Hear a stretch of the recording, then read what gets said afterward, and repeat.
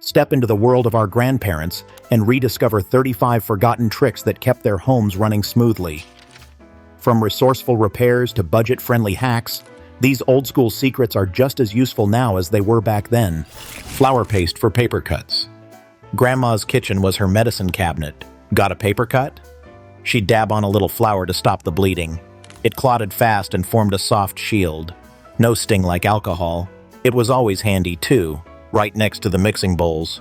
Sure, we've got fancier options now, but when you're in a pinch, a scoop of flour might just do the trick. Vinegar for everything! Grandma used vinegar like it was magic. Cleaning windows, vinegar. Soothing sunburn, vinegar. Freshening up laundry, yep, vinegar again.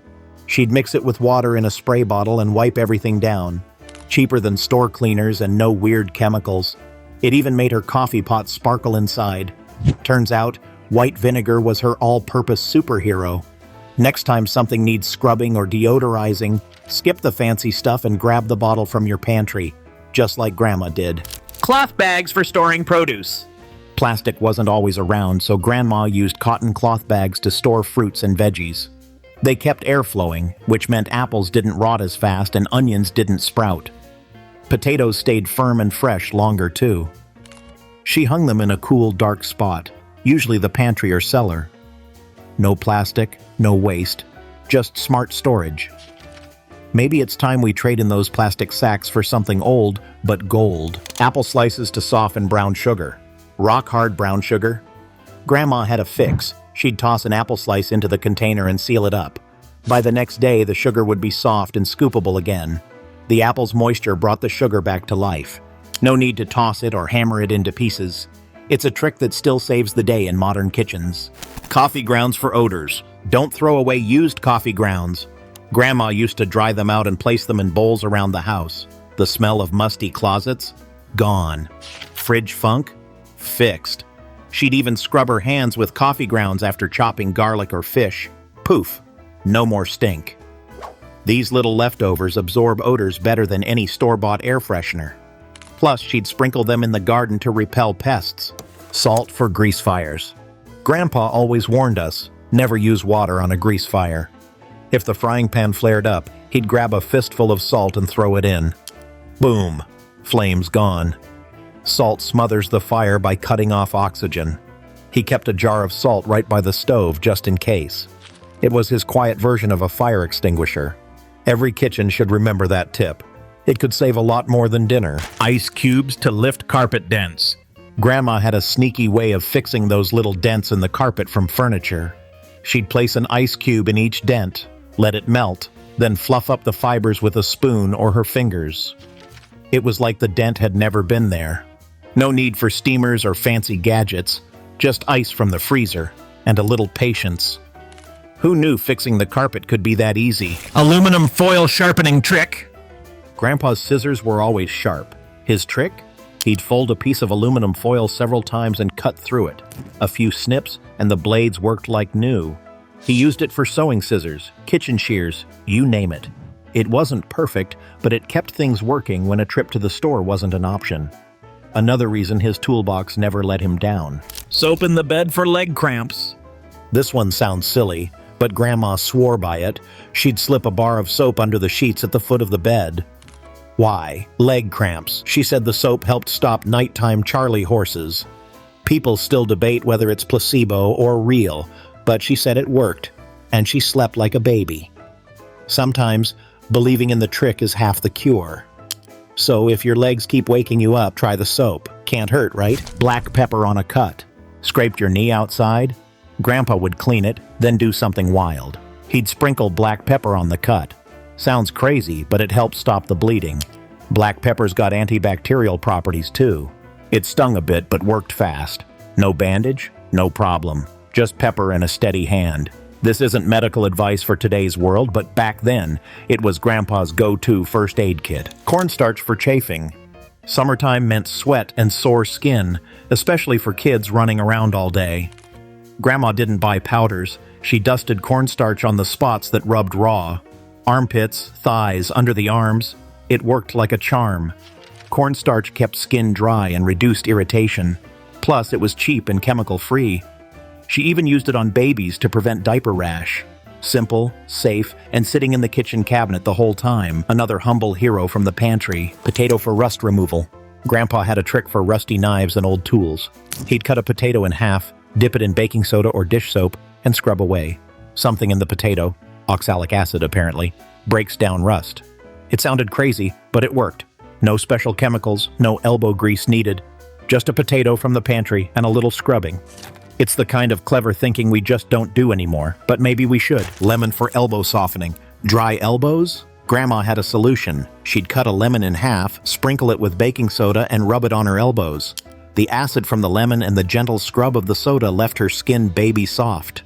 She'd even let the halves sit on her elbows for a few minutes like citrusy elbow masks. No lotions or creams, just fruit and fizz. A real DIY spa day. Cinnamon for ants. Ants in the kitchen? Grandma didn't call pest control. She sprinkled cinnamon where the ants marched in. They hate the smell and stay far away. It smells better than sprays, and it's safe for pets and kids. Plus, it made the kitchen smell like fresh apple pie. You can even mix cinnamon oil and water for a spray.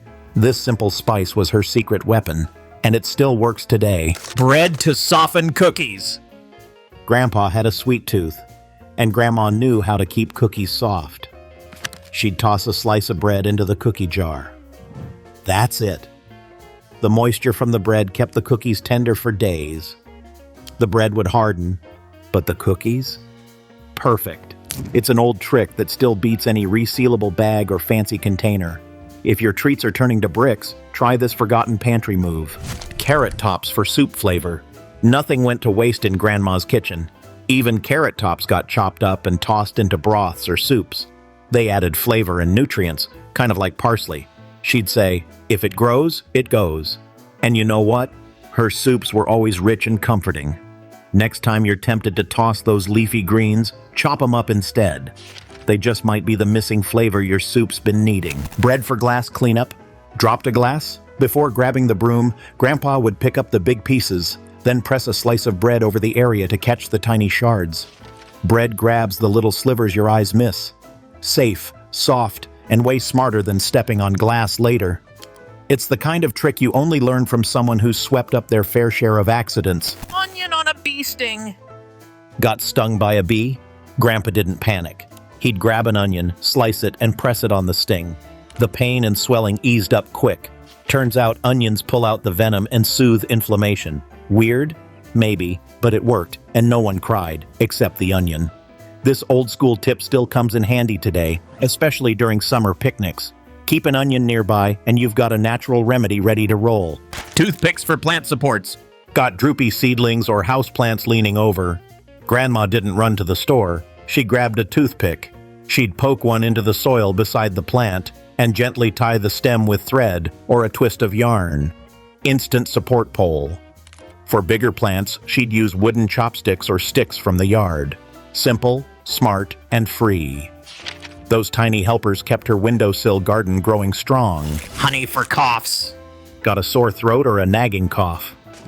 Grandpa didn't reach for medicine. He stirred honey into warm water or tea, sometimes with a squeeze of lemon. It soothed everything instantly. Honey coats the throat, calms the irritation, and actually tastes good. He'd even take a spoonful straight before bed. Natural, simple, and it always helped. It's no wonder folks still use this trick today. Chalk to stop silver from tarnishing. Ever notice that Grandma's silverware stayed shiny? Her trick? A piece of chalk in the drawer. Chalk absorbs moisture, which helps stop tarnish from forming. No fancy bags or expensive treatments. She just tossed in a couple of classroom chalk sticks and let them work. Every few months, she'd replace them. Easy peasy. It's one of those clever things she never bragged about but always did right. Cold spoon for puffy eyes. After a long night, Grandma didn't need fancy eye creams. She'd keep a couple of metal spoons in the freezer. In the morning, she'd gently press them under her eyes. Instantly cooling, it helped reduce puffiness and refreshed her face. No chemicals, no spending, just good old kitchen magic. This trick still works today and feels amazing, especially on tired mornings. Sometimes the simplest solutions are hiding right in your silverware drawer. Citrus peel to deter cats. Grandma loved cats, but not in the garden. To keep them out, she'd scatter orange or lemon peels around her flower beds. Cats hate the smell, and it kept them from digging. It also smelled better than most repellents. Turns out, that citrusy scent we love is pure yuck to a cat. And yes, her garden stayed picture perfect, without one no trespassing sign in sight. Milk for sunburns. Sunburned at the beach? Grandma didn't run for aloe. She ran for the fridge. Cold milk, applied with a soft cloth, instantly cooled the burn. The proteins in milk help soothe the skin and cut down redness. It's messy, sure, but it works in a pinch. Once the milk dried, she'd gently rinse and moisturize. It felt like a hug for your skin. That's good old-fashioned care right there. Boiled orange peels for air freshener. Grandma hated waste. After peeling an orange, she'd toss the peels into a pot with cinnamon sticks and a splash of vanilla, then let it simmer on the stove. The whole house would smell amazing, warm, citrusy, and clean. No plug-ins, no sprays, just a humble pot of peels and spice. It made the kitchen smell like sunshine. Still one of the best natural air fresheners you'll ever try. Eggshells and garden soil. Grandma crushed eggshells and sprinkled them around her garden. They kept slugs away and added calcium to the soil. Tomatoes especially loved it. No need for fancy fertilizer when breakfast leftovers did the job. She even composted them to enrich the whole bed. Next time you make scrambled eggs, think twice before tossing those shells. Your plants will thank you for it, just like grandmas used to. Old socks for dusting. Before microfiber cloths, Grandma had a drawer full of old mismatched socks. She'd slip one on like a mitten and dust the furniture, blinds, and baseboards with ease. It picked up lint better than paper towels, and when one got too dirty, it became a rag. She reused everything. Her cleaning supplies were mostly repurposed clothes, and somehow her house was always spotless. Cold water for setting stains.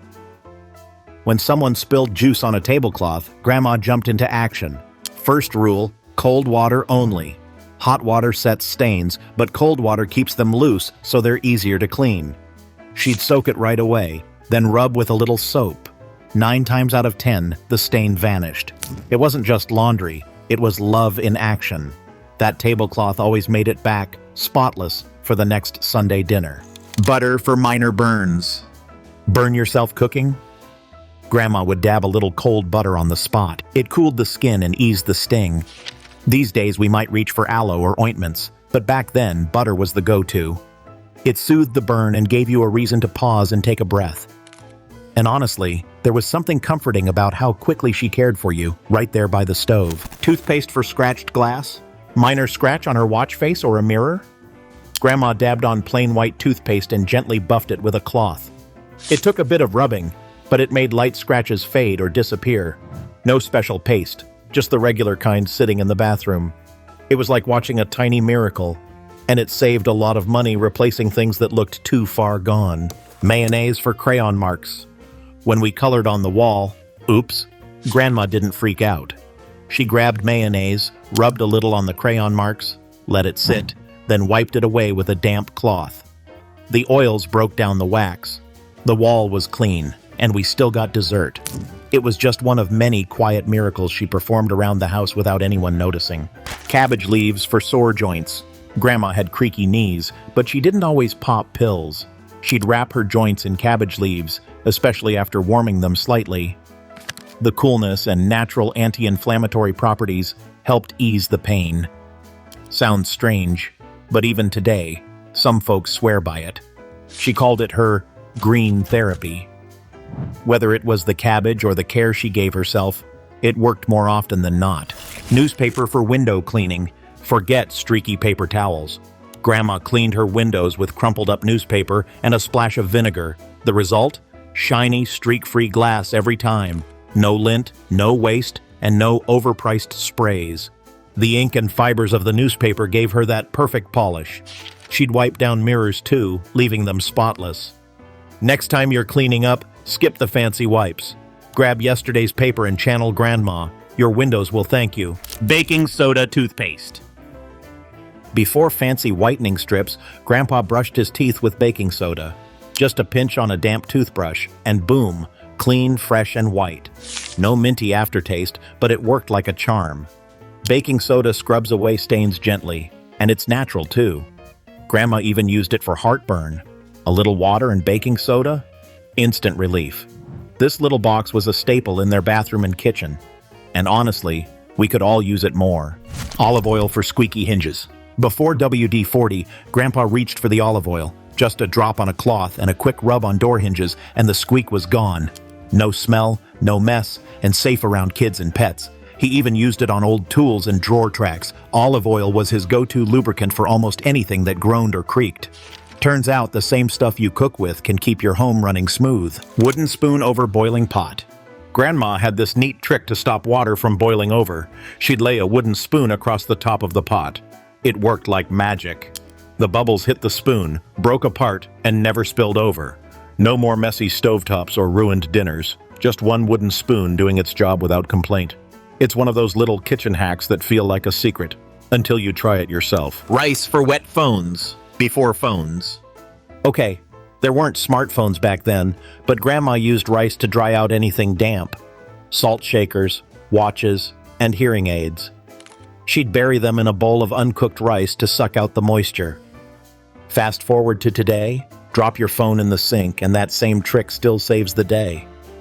Rice has been our quiet little hero for generations. Who knew? Toothbrush for cleaning grout. Grandpa kept an old toothbrush under the sink, not for brushing teeth, but for scrubbing grout lines and tough corners. Add a little baking soda and vinegar, and that grime didn't stand a chance. It got into every little nook and cranny. No expensive tools needed. Just a humble toothbrush and a little elbow grease. Still works like a charm today, especially in the bathroom or kitchen. String to measure hard-to-reach places. Grandpa always carried a bit of string in his pocket. When he didn't have a ruler or tape measure handy, he'd use it to size things up. Wrap it around a pipe, stretch it along a wall, then compare it later. It wasn't exact, but it was close enough. Smart, simple, and always ready. Sometimes the best tool is the one you already have in your pocket. Cool tea bags for tired eyes. Grandma saved her used tea bags for a reason. After brewing chamomile or green tea, she'd cool the bags in the fridge and place them on her eyes for 10 minutes. It reduced puffiness, soothed irritation, and left her looking bright-eyed. The natural caffeine and herbs helped tighten the skin and ease redness. It was her little secret for feeling refreshed before church or family visits. Best part? Totally free.